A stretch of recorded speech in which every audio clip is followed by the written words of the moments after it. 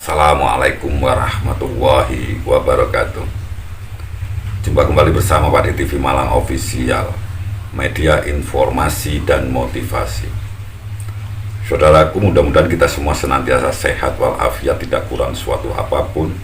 Dan mari kita biasakan, kita budayakan menonton video sampai habis agar kita tidak gagal paham dan kita tidak gagal berkomentar.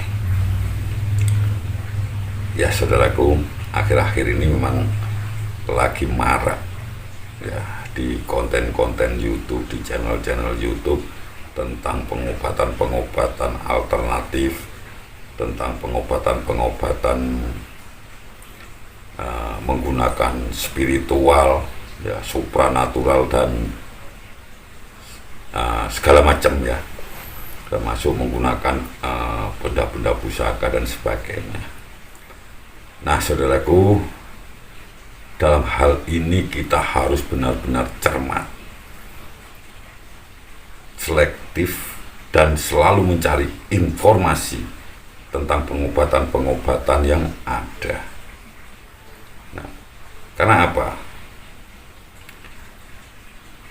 Jangan sampai nanti kita mengalami nasib seperti seseorang ya. Ini sebelumnya saya mohon maaf pada orang ini karena beliau ini orang yang saya kenal. Beliau ini anak atau keponakannya itu sakit. Sudah berobat ke salah satu oknum. Ya, waktu itu secara tidak langsung orang ini tertipu karena pengobatannya pakai hal-hal yang paku-paku gaib dan sebagainya. Nah, setelah itu ya karena merasa tidak ada hasilnya, maka orang ini pun tidak meneruskan berobat ke yang pertama tadi. Nah, setelah itu orang ini mengenal secara tidak langsung, memang mengenalnya dari saya, tapi saya tidak mengenalkan. Ya. Nah,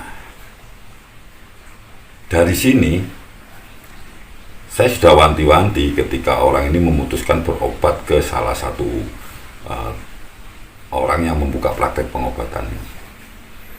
Nah, saya sudah wanti-wanti jangan pernah mau mengeluarkan biaya yang tidak wajar. Ya,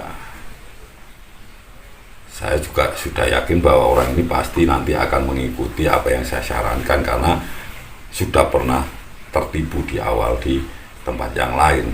Ya, maka saya beri rambu-rambu, jangan sampai nanti mengeluarkan atau mau mengeluarkan biaya-biaya yang tidak wajar. Nah, beberapa waktu kemudian orang ini ternyata dimintai biaya sebesar 5 juta rupiah. Itu di luar biaya-biaya yang lain, dengan perjanjian nanti apabila tidak sembuh akan dikembalikan separuh. Jadi 5 juta dalam waktu tertentu, kalau tidak sembuh akan dikembalikan biaya separuhnya, yaitu 2.500.000 rupiah. Namun setelah ternyata memang tidak sembuh dan tidak ada perubahan sama sekali, biaya tersebut tidak dikembalikan sebagaimana perjanjiannya. Nah, ketika saya mendapat pelaporan dan mendapatkan wawancara tersebut, saya masih belum percaya 100% dengan apa yang disampaikan oleh pasien ini. Alhamdulillahnya saya mengenal beberapa pasien orang di salah satu pengobatan ini, akhirnya saya datangi. Nah, salah satunya ada seorang penjual nasi goreng. Ya, ini pernah dikenakan biaya untuk pengobatan anaknya sebesar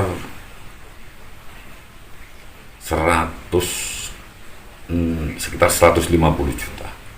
Rekamannya ada ya, nanti di saya wawancaranya. Kalau memang orang yang merasa tidak segera klarifikasi, maka ini nanti videonya juga akan saya tayangkan ya. Kasihannya, mirisnya, karena orang ini sudah habis ya, karena anaknya sakit sudah lama, sehingga sampai rela menjual mobil. Dan mobil ini tidak dijual sendiri oleh orang tua pasien ini, tapi diserahkan kepada terapis ini untuk dijualkan sebagai biaya pengobatan ke tempat ini ya. Akhirnya menurut pengakuan orang tua pasien ini, ternyata tidak sembuh.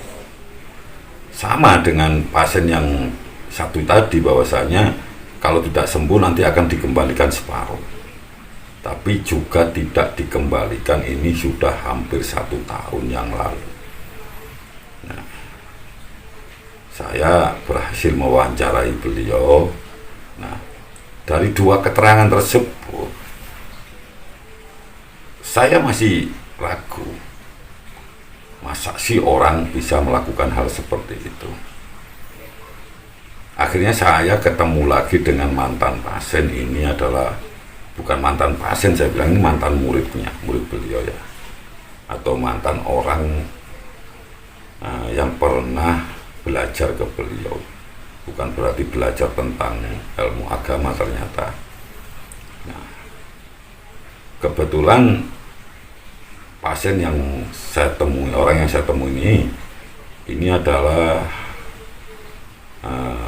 pernah mau mencalonkan diri sebagai legislatif ya. Maka ketika dia bertemu dengan tokoh ini, maka yang diberikan adalah sebuah janji, Anda nanti pasti akan terpilih, tapi Anda harus mencari dana sekian. Waktu itu banyak banget ya, sekitar kalau menurut pengakuan dari orang ini sekitar lebih dari 25 juta. Kalau Anda nanti tidak jadi, maka biaya tersebut akan dikembalikan utuh tanpa potongan apapun. Nah, ini menurut pengakuannya ya. Nah, maka dari itu saudaraku, setelah pemilihan, alhamdulillah si orang ini tidak jadi, tidak terpilih. Nah, akhirnya dia berusaha untuk meminta kembali uang yang telah diserahkan tadi sesuai dengan perjanjian, tapi sejak 2019 waktu Pileg itu sampai sekarang, menurut pengakuan dari orang ini juga belum pernah dikembalikan. Nah, itu sehingga orang ini sempat marah-marah juga ya, tapi mungkin saat ini masih diupayakan juga. Nah, insya Allah nanti ya kita tunggu klarifikasi beliau. Ya nggak apa-apa, langsung ke saya saja, kepada tokoh yang saya bicarakan ini, langsung ke saya saja ya. Kalau memang tidak benar ya, maka nanti silakan klarifikasi ke saya. Kalau memang hal itu benar ya segera diakhiri, karena takutnya nanti semakin besar dan itu akan membuat citra Anda semakin hancur. Karena apa? Beberapa hal telah ditelusuri oleh pihak-pihak yang berwenang, dari kejaksaan ya akan meninjau ulang apakah izinnya tersebut digunakan dengan semestinya, dari dinas kesehatan juga demikian, dari RMI juga akan memverifikasi keabsahan ya sebuah tempat dan dari beberapa sektor ya. Namun ini masih menunggu klarifikasi dari beliau ya, karena beberapa pasien memang sudah berhasil kami wawancarai dan insya Allah nanti akan saya bagikan ke teman-teman apabila memang tidak ada klarifikasi dari yang bersangkutan seperti itu. Nah, saya tidak akan sebut nama dulu ya, karena hal ini saya berusaha mengingatkan melalui